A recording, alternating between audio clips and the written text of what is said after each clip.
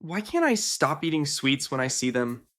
You just finished a satisfying meal, but 20 minutes later, an intense, undeniable craving hits. It's not for something savory or rich in healthy fats. It's for a cookie, a piece of chocolate, or a sugary drink. Your stomach isn't empty, you know you don't need the food, but your brain is screaming for sugar, like you're starving. This isn't a failure of willpower. It's a biological miscommunication, a false alarm being sounded deep within your body, and a key player in this whole mix-up is one powerful hormone, insulin. Insulin we are talking in this video is the insulin produced in the body, not the insulin injections.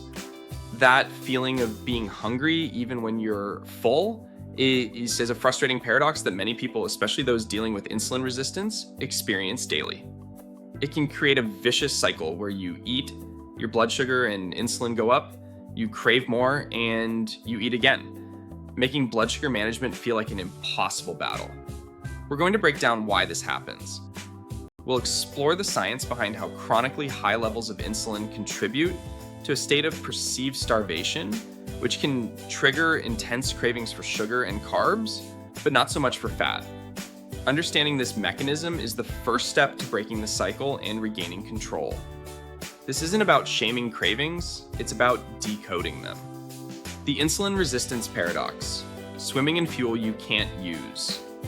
To get why you crave sugar, we first need a quick refresher on insulin. Think of insulin as a key. When you eat carbohydrates, they break down into glucose, which enters your bloodstream. Insulin's job is to unlock the doors to your cells, in your muscles, and fat to let that glucose in so it can be used for energy. When it works, it's a beautiful, efficient system. However, for many people, the cells can become less responsive to insulin. This is a condition called insulin resistance. Imagine the locks on your cell doors have gotten a bit rusty. The key, insulin, doesn't work as well anymore. In response, your pancreas works overtime, pumping out more and more insulin to try to force those doors open. This leads to a confusing situation. You can have high levels of glucose floating in your bloodstream, but at the same time, your cells are having trouble getting the fuel they need because the glucose can't get in efficiently. Your body is, in a sense, swimming in an ocean of energy it's struggling to use. This state of inefficient fuel uptake sends a powerful survival signal to your brain. We need energy and we need it now. That signal doesn't ask for a complex meal, it screams for the quickest possible source of fuel it knows, sugar. On top of that, chronically high insulin levels make it harder for your body to burn stored fat for energy. Insulin's primary job is to manage fuel and promote storage, so when its levels are always high, it essentially puts the brakes on fat burning. So not only are your cells struggling to access the sugar already in your blood, but your body is also hampered from tapping into its largest energy reserve, body fat. You're stuck with two major fuel sources, glucose and fat, being difficult to use effectively. The only solution your brain can think of is to demand more of the one thing that gives a rapid, if temporary, energy spike. Carbs. The brain on high insulin. A false famine. Your brain is the most energy-hungry organ in your body, and it needs a steady supply of glucose to function correctly. Now here's a critical distinction. Basic glucose transport into most brain cells doesn't require insulin. However, insulin does act as a crucial signaling molecule in parts of the brain that control hunger and fullness, like the hypothalamus. While we are in the middle of the video, if you think this video is useful, click the like button and subscribe to my channel. And this is where a paradox emerges. Even as insulin levels rise in your bloodstream, its signaling in the brain can become less effective, a state known as brain insulin resistance. Deep in your brain, the hypothalamus acts as the master control center for hunger. It has specialized neurons that act like a switch. Some tell you you're hungry, AGRP and PY neurons, while others tell you you're full, POMC cart neurons. Insulin is one of the key hormonal signals that's supposed to help flip the I'm full switch after you eat, mainly by telling the I'm hungry neurons to quiet down. But when the brain becomes insulin resistant, this signal is blunted. The I'm hungry neurons don't get the message to either turn off as strongly as they should. The result? Your brain starts to operate under the false assumption that the body needs more energy. It doesn't matter that you just ate. It doesn't matter that your blood is loaded with glucose.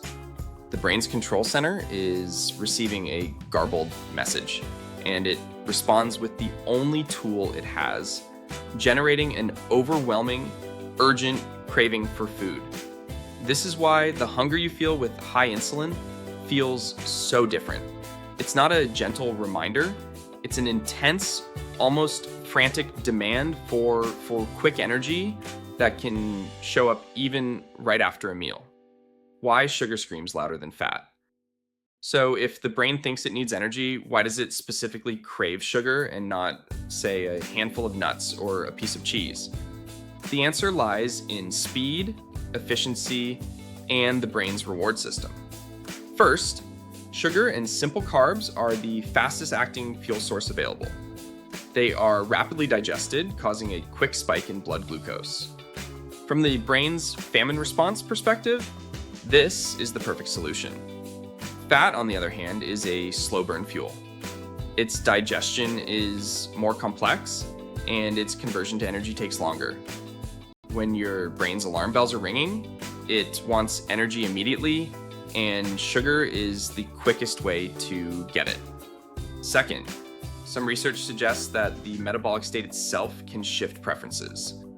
For example, one study found that patients with poorly controlled type 2 diabetes reported higher cravings for carbohydrates and lower cravings for fat compared to a matched control group. This suggests that the underlying metabolic issues might nudge cravings away from fat and toward carbs. The final piece of the puzzle is the brain's reward system, which runs on the neurotransmitter dopamine.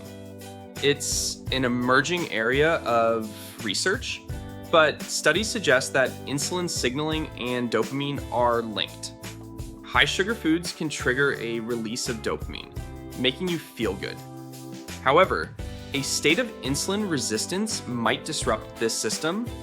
Some research indicates that in insulin-resistant individuals, the dopamine response to sugar is blunted, meaning you might need more sugar to get that same rewarding feeling. This could create a cycle of escalating cravings as the brain pushes you to seek out more of what it finds rewarding. In short, your brain may be screaming for sugar because it's the fastest fuel. Your metabolism might be biased towards it, and it can hijack the brain's pleasure-seeking pathways in a way that fat just doesn't. The hormonal domino effect. Insulin doesn't operate in a vacuum. It's a key player in a complex hormonal orchestra. When insulin levels are chronically high, it can disrupt other hormonal signals, amplifying hunger and cravings. Two of the most important hormones here are ghrelin and leptin. Ghrelin is the hunger hormone, signaling your brain that it's time to eat. Leptin is the satiety hormone, released from your fat cells to tell your brain you're full. In a healthy system, they work in a beautiful rhythm. Chronically high insulin is often associated with leptin resistance. And this means that even though you have plenty of energy stored and your fat cells are pumping out leptin, your brain doesn't hear the I'm full signal properly. It's like your brain's satiety smoke detector has had its batteries removed. At the same time, some studies show that in states of insulin resistance, ghrelin, your hunger hormone, doesn't get suppressed as effectively after a meal. This creates a perfect storm. Your fullness hormone, leptin, is being ignored, and your hunger hormone, ghrelin, is sticking around longer than it should. This disruption may also extend to other gut hormones like GLP-1, which also help you feel full. The result is a hormonal environment that constantly pushes you to eat, even when your body has more than enough fuel. It's biology, not a moral failing. If this cycle sounds painfully familiar, the most important thing to understand is that it is not your fault.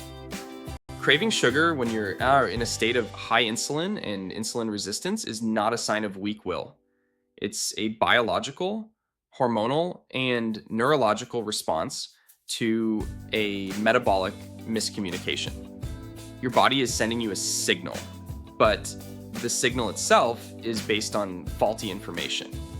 It's crucial to distinguish this from the hunger of true low blood sugar, hypoglycemia, which is an urgent survival mechanism.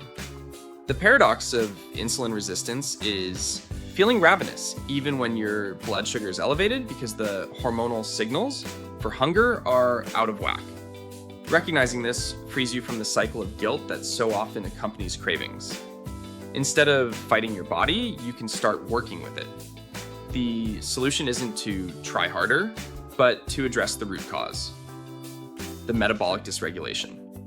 This often involves focusing on meals that balance protein, fiber, and healthy fats to help stabilize blood sugar and insulin responses.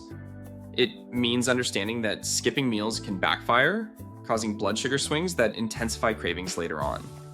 And it means giving yourself grace, knowing that these powerful biological urges are real. If you've ever felt that disconnect, that feeling of being physically full but mentally starving for sugar, share your experience in the comments below. It helps to know you're not alone. And for more deep dives into your metabolism, make sure you subscribe and hit that notification bell. That intense craving for sugar isn't just in your head, it's a powerful signal triggered by a metabolic illusion. A state of high insulin and insulin resistance creates a perceived energy crisis, disrupting the hormonal signals that should make you feel full and amplifying the ones that make you feel hungry. All the while, it may be rewiring your brain's reward system to chase the quickest possible fix: sugar. The key takeaway is this: these cravings are a symptom of an underlying metabolic issue, not a personal failing. By understanding the why behind the craving, you can shift from a battle of willpower to a strategy of metabolic healing. You can begin to see cravings not as an enemy to be conquered, but as a messenger telling you that your body needs better metabolic stability. And that understanding is the most powerful tool you have to finally break the cycle. If you think this video is useful, click the like button and subscribe to my channel. It is a simple help to encourage me to make more videos.